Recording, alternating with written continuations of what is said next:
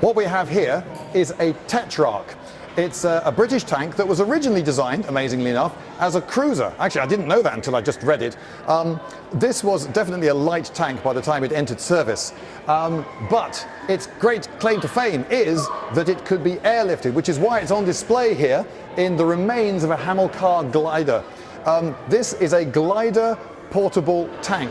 They were used in the invasion of Madagascar. Not a lot of people know that the British had to take Madagascar off the French. It's part of the war that people seem to have forgotten. This was not a tremendously powerful tank.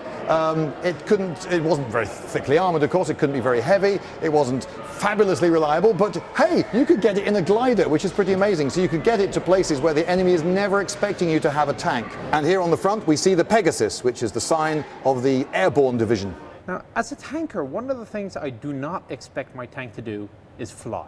It's a flying tank! You got a couple of ways of doing it, mind. I mean, the Russians came up with this bizarre idea that you actually strap wings to the tank and you tow it behind a bomber. It was the Antonov A-40. Well? No, the problem was that the tank was not very aerodynamic and that the bomber overheated trying to get enough airspeed to keep the thing going. And then he got the question, so it flew once. And it actually worked. I mean, the guy, the test pilot slash experimental driver slash victim, whatever he was, didn't die. He landed. The problem you have though is that the airplane or the tank is flying at 60 miles an hour, and then the ground is stationary, so you've got to have the tracks whirring around. Right. Now there was another option. Let's make an amphibious tank, and we'll carry it under a bomber, and we'll just fly really slow over the lake, and we'll drop the tank into the water. Very useful for those times where you need to put a tank at the far side of a lake just in front of the enemy. Yes. Yes. So that didn't go very well either. No. So the British came up with their own way of getting a tank to where it needed to go. Which did actually work. It did work. These would be towed behind some big... a C-47 something like that, yeah. yes. And then cast adrift. The cables would be disconnected, and then the glider would have to land with this enormous weight in it. Good luck. And of course the weight in this case is a Tetrarch. And so listen, David Fletcher, he doesn't actually know where the name Tetrarch comes from or why it was chosen. I mean, it's a group of four apparently in the old Roman days. Yes, there were four emperors in the days of the four emperors who around the empire. But yes, he can't figure out why he picked it. Yeah. You know, British tanks should begin with C. This is a fact. Well, Valentine, Matilda, Valiant. Yes, all right, there are some exceptions. Anyway, so this was not actually designed originally as a glider tank. No. But it went into glider, so help, we'll use that then. This normally was equipped with a 2-pounder, sometimes equipped with a Little John adapter for firing squeeze-bore tungsten rounds. But I noticed that this one is carrying the close support equivalent. This is a 3-inch howitzer. 3-inch gun. Which fired smoke. And it might have had 1 or 2 HE rounds just in case. Right. But I mean, it's kind of, if you've got a proper tank running around, why not fire something that'll actually hurt the enemy? Well, you've got a machine gun for that. This is to support paratroopers. This is for an airborne attack. And all going well, you haven't sent your paras in against a load of armoured panzer grenadiers with all the kit. So, you know, they're just up against chaps with small arms, you know, old men and boys, it'll be fine. I mean, for what it was, I mean, I guess it was a reasonable idea. I mean, the actual battlefield reports are questionable how useful these tracks actually were. Speaking of tracks, actually, let's go around the side. Let's do that. Right, so it's got 4 wheels that are all the same size. They are. So you got the idler and the drive wheel at the back. You see the tiny little sprockets on that, on that sprocket wheel there. That's got sort of like a Mad Max road wheel look. It does kind of. And of course the other weird thing about this is steering. You usually, most tanks, you just slow one track and the other track goes fast and you go around. This works like the Bren carrier. Right.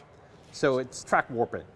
So these 2 central wheels are moving out and in like that. Right, and they'll kind of curve your track a little bit. And you get, it's actually a very clever idea. It gives you a gentle curve without losing any tractive effort or any power. And if you pull it hard enough, then yeah, one track will lock and you just spin around and hope for the best. Use it like a brake. So yeah, I mean, it's a convenient little feature, and it saves on the steering weight as well a little bit. And another little detail I rather like is this smoke discharger.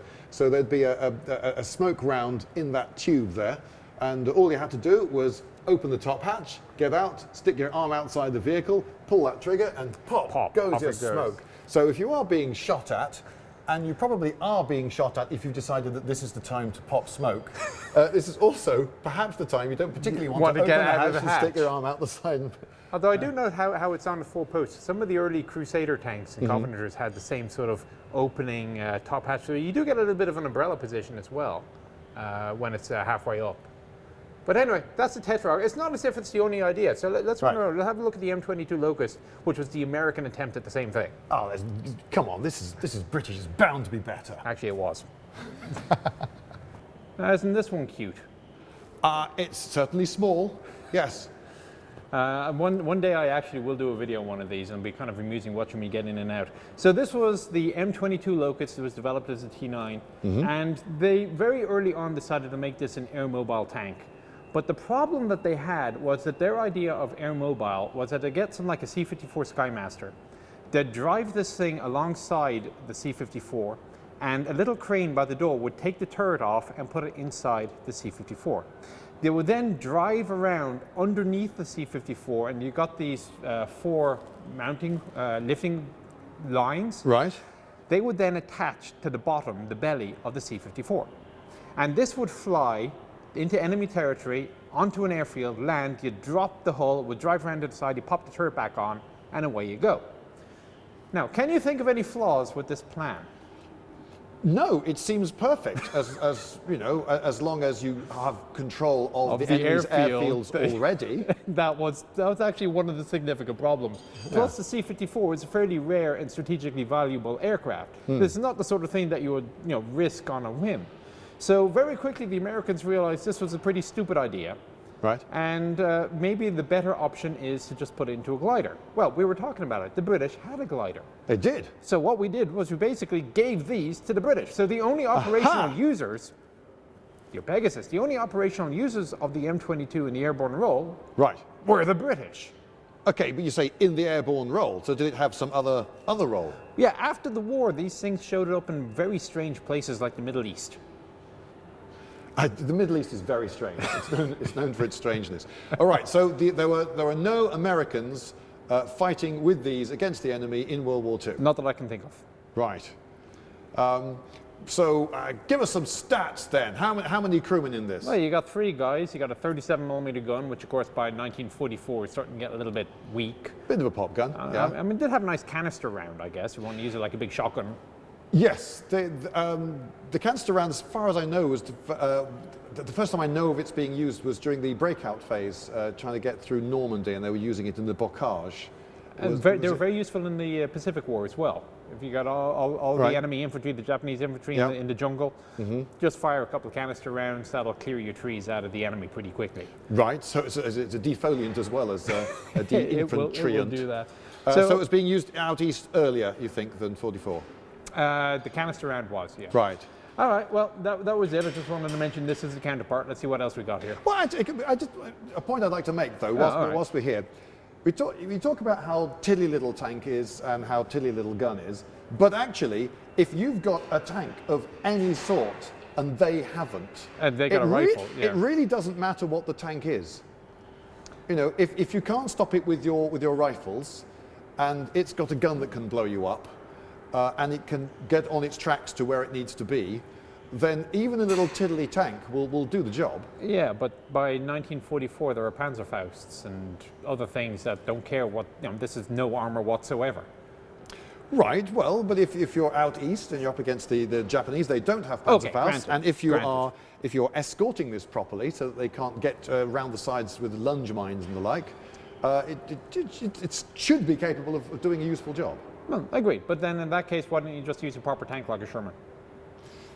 Yeah, but we've got loads of these and they're cute.